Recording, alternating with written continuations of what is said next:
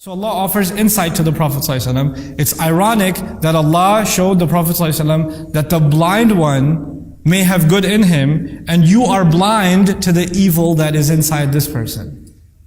It's pretty ironic. Now this istighna of a person, this is highlighting people who will never benefit.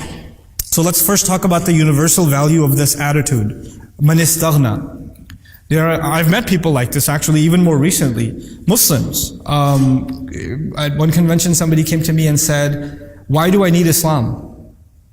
Tell me what does it bring me in my life? I have a job, I have a family, I have health, I'm happy, everything that I do I'm happy with. I go to sleep happy at night. I don't really see that I have a need for religion. I don't know why I need it. That, by definition, is istighna. I don't need it. I have everything already. As if your material needs and your emotional needs being fulfilled is enough for you. So let me try to answer that in maybe a contemporary way. I haven't talked about this previously in this way, but I feel it's important enough that I highlight this for you. Hopefully this will help you, inshallah, in some other aspects of your life too. You can think of it from the Islamic point of view that human beings are made up of three things. Okay? We're a physical body, so we have physical needs. We are an emotional creature, so we have emotional needs.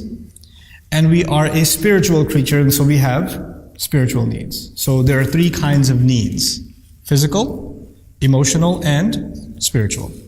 These are all connected with each other. They're all intertwined with each other. I'll give you a simple example. If I didn't have lunch today, what need did I not fulfill? My physical need. Because I didn't have lunch, I'm cranky. What have I just messed up? My emotions. Because I'm cranky, when I prayed, I didn't concentrate. What did I just mess up? The spiritual.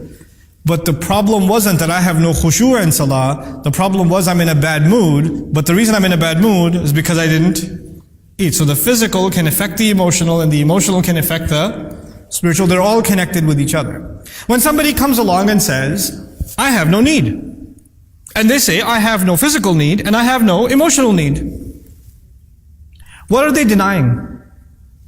That they actually have, in fact, spiritual needs, but they are blind to it. And you know, these three things are important to understand for every Muslim, because a lot of times you have an emotional problem. You have an emotional problem and you're trying to find a spiritual solution. Or you have a physical problem and you're trying to find a spiritual solution. Or you have a spiritual problem and you're trying to find a physical solution. You have a stomach ache, which dua should I read? You have food poisoning, go get yourself checked in. Then make dua too. The spiritual only works if you understand that Allah created laws and principles for all three of these.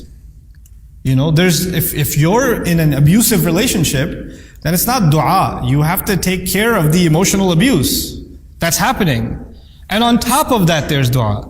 And by the way, what is the role of the spiritual? The role of the spiritual is that it guides your emotional needs and it guides your physical needs. So you don't let either one of them override the other and go in imbalance. That's what the role of our spiritual life is, you know.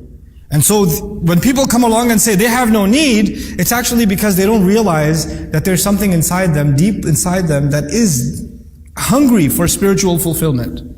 They've just reduced themselves to nothing more than an animal. Amma man istaghna. As for the one who feels like he doesn't need, al-ghina ay al-kifaya. I am already full. I don't need anything else. What does Allah say to the Prophet? فَأَنْتَ lahu tasadda. I love this ayah. فَأَنْتَ lahu tasadda.